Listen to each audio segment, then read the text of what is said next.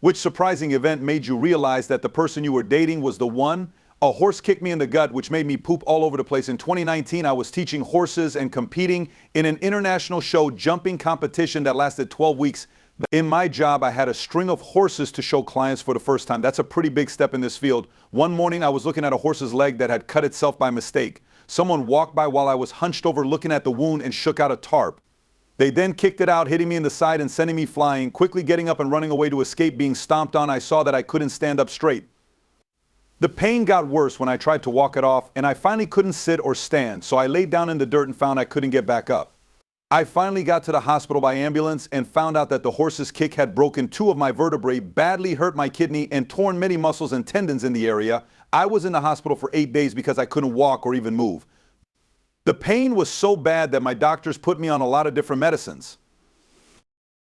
One of those medicines helped with the unbearable pain, but it made me very unable to go to the toilet. I took a lot of laxatives, prune juice and milk of magnesium, but I still couldn't go to the toilet until my last day in the hospital. No matter what, after 8 days I finally had the worst bowel movement of my life and was sent home. I moved back into the flat I shared with my 1-year-old boyfriend because we didn't have the money to move out. We didn't have enough money for an in-home nurse to help me either, so my boyfriend, who was studying to be a fireman, kindly took care of me full-time. He made sure I took my medicines as prescribed, helped me get up when I needed to, switched out my heating pad and ice packs, and other things. This kind person took care of everything. It was the 7th day that I had been home, and I still hadn't gone to the toilet. At this point, I was getting off the painkillers because the constipation was too much for me to handle. When it got close to 9 p.m., that night I knew something was wrong and told my boyfriend I had to go to the toilet. He carefully used my walker to help me get out of bed so we could go to the toilet. As soon as I was sitting down on the toilet, he left me alone. After a tough 20 to 30 minutes, I called him back and told him it wasn't going to happen. I started to feel dizzy when my boyfriend put me back on my feet too fast. I looked like I was going white, so he put me back on the toilet. As soon as I sat down again, I started to become aware of my surroundings again. I could feel the huge bowel movement and consciously begin leaving my stomach with a scary amount of force. I felt so much better at that time. I told my boyfriend, who was still holding me up, that it was going to happen. Finally, I'm going to poop. I told him to go and tried to push him away. I saw the horrible liquid poop that had been building up in my gut for 7 days, pooling around my bottom as those words left my mouth. My boyfriend's face dropped.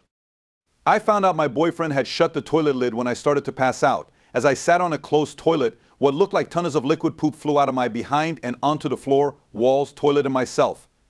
My boyfriend stood there frozen with fear. I started crying right away. I kept telling my boyfriend to leave while I was crying and going to the toilet. You shut the lid? Not at all. Why did you shut the lid? I'm sorry, but you shouldn't see this. Leave right away. When it was all over, I was sobbing and frantically clenching the handles on my grandmother's walker. I was only wearing a t-shirt and had diarrhea that had been going on for 7 days. I thought right away that he was going to leave me. He will never be able to look at me again because this is so gross. My brave boyfriend told me it was okay in the middle of my tears. I shut the lid because I wanted you to have a safe place to sit down if you started to pass out.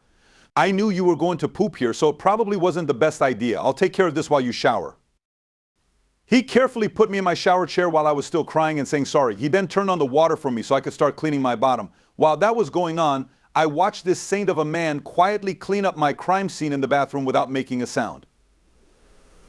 After that, he took a shower with me to make sure I was clean because I was so weak I could hardly move. During my fear, I had a clear moment when I knew for sure that this man was the one. We had only been together for a year and had just started living together when this horrible thing happened. He was able to handle it with grace and still love me.